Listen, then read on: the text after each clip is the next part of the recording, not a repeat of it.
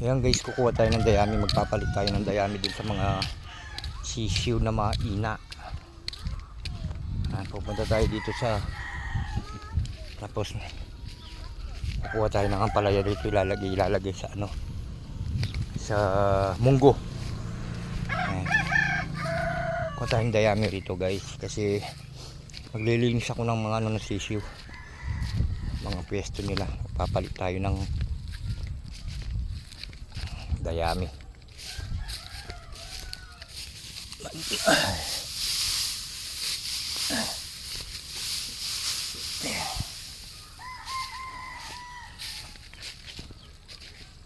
Yun guys, ang daming munggo rito. Ay ano, ampalaya. Lalagay natin sa munggo, tapos bumili tayo ng ano, yung ginagawang tuyo ba, ipapares natin. Ayan o, babalik tayo dito guys, mangunguha tayo ng daon ng ampalaya. Ano lang muna natin tong ano sa sisiw, katapos maglalaba tayo guys. Ayan guys, magpapalit tayo ng dayami.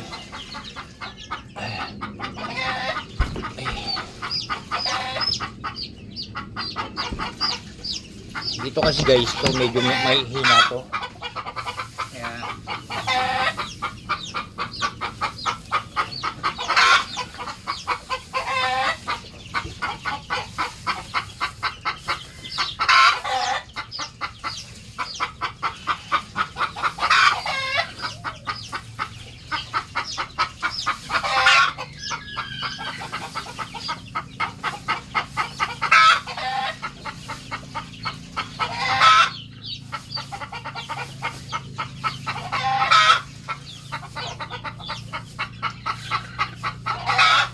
Kagabi lang naman to kasi guys, kailangan yun dayami para kapag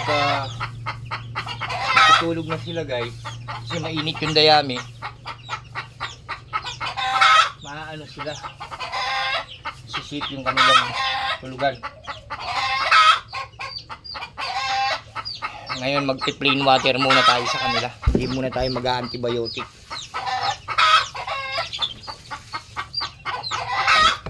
Mamaya lilinisin natin yung mga ano nila.